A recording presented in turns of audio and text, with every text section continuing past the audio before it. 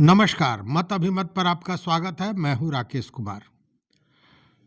मित्रों, 20 तारीख को मुख्यमंत्री नीतीश कुमार जो सक्षमता पास शिक्षक हैं, जिनको विशिष्ट शिक्षक बनना है, उनको नियुक्ति पत्र देंगे।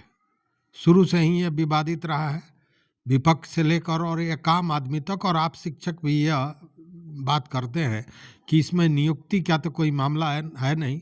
ये एक्चुअली कहें तो प्रोन्नति का मामला है, मैक्सिमम प्रोन्नति कहा जा सकता है। नियुक्ति की बात तो है नहीं, चूंकि दोबारा नियुक्त हो नहीं रहे हैं और सभी सेवारत हैं।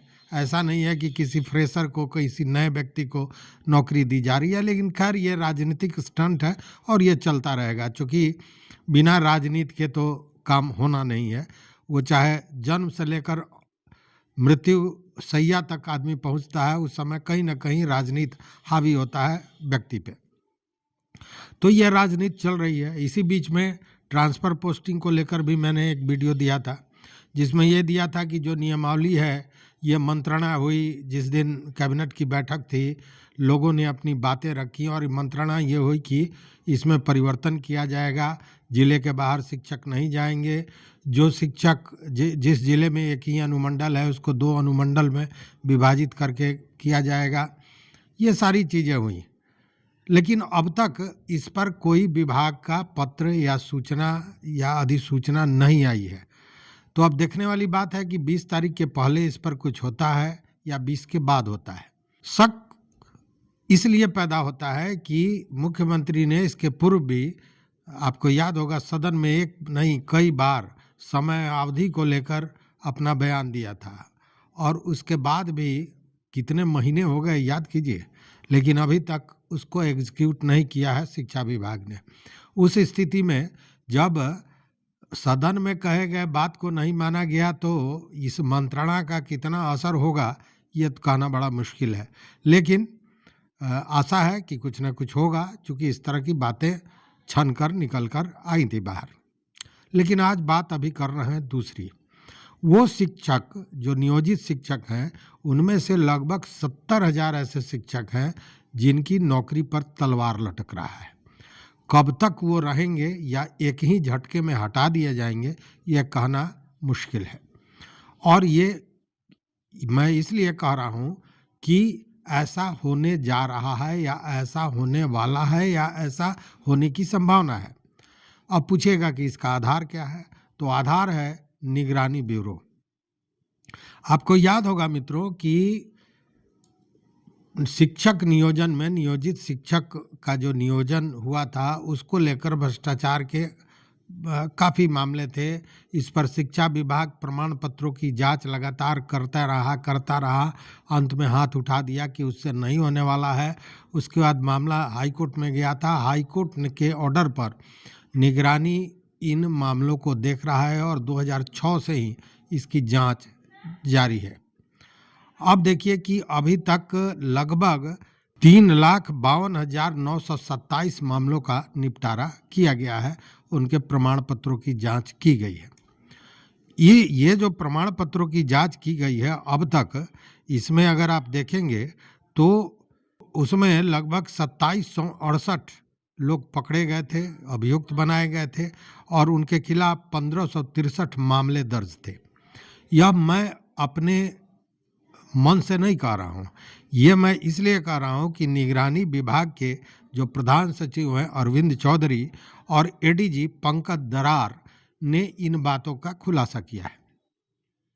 अब देखिए कि ये जांच अभी चल रही है, और जो ये दोनों पदाधिकारी जो निगरानी ब्यूरो के प्रधान सचिव हैं अरविंद चौधरी और एडीजी पंकज दरार, इन लोगों का ये कहना है कि इस मामले के तह तक आदमी जा रहा है, और इसमें उन लोगों पर भी, उन लोक सेवकों पर भी कार्रवाई होगी जिन्होंने इस कृत्य में सहयोग किया है। तो ये आखिर कृत्य क्या है? देखिए, जो नियोजित शिक्षक है, इसकी जब जांच होने लगी प्रमाण पत्रों की, तो लगभग 70,000 ऐसे शिक्षक निकले जिनका 70,585 जिनका फोल्डर गायब है।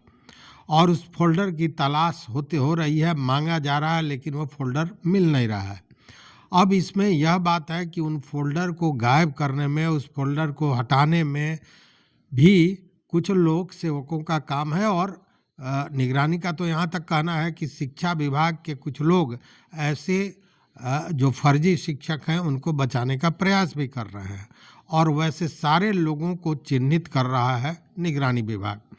वैसे में ये ऐसे लोगों पर भी, जो ये लोक सेवक हैं, ऐसे लोगों पर भी कार्रवाइयाँ की जाएंगी जांच के बाद, जैसे ही रिपोर्ट आएगा उसके बाद। चूँकि इन लोगों ने भ्रष्टाचार को बढ़ावा दिया, या यूँ कहें कि फर्जी शिक्षकों को बचाने का प्रयास किया, और उसी के तहत फ़ोल्डर को गायब किया या फ़ोल्डर को हटा दिया, या जो भी किया है, ये तो जांच का विषय है और जांच में वो सारी चीज़ें सामने आ जाएंगी।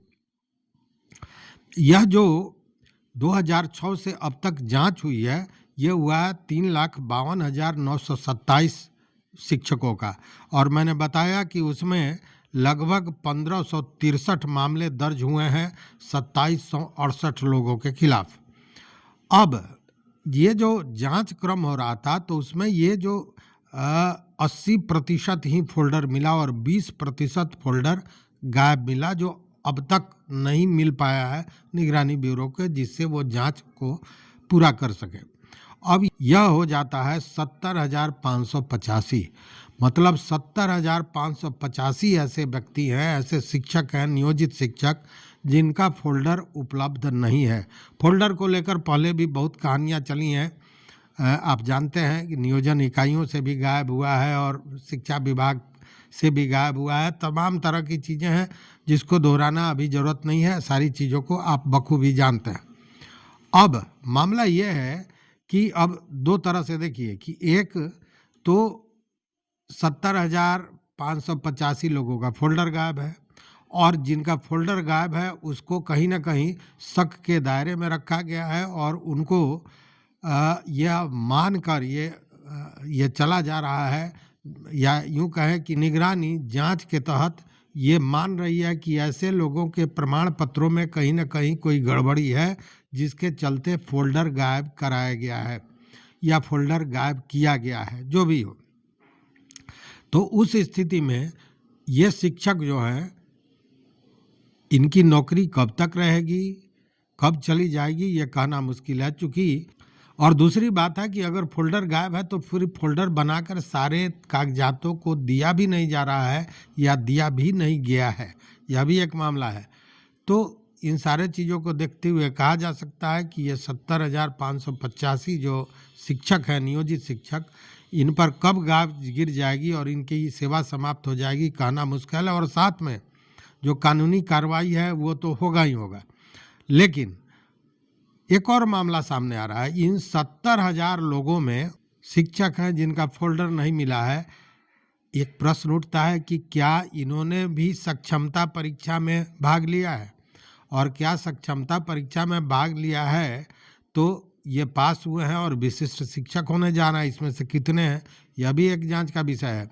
और यहाँ इनका फ़ोल्डर नहीं मिल रहा है, तो फिर वहाँ अगर इन्होंने अप्लाई किया या परीक्षा दिया तो वहाँ पे कौन सा प्रमाण पत्र दिया है, ये सारी चीज़ें जांच की विषय है।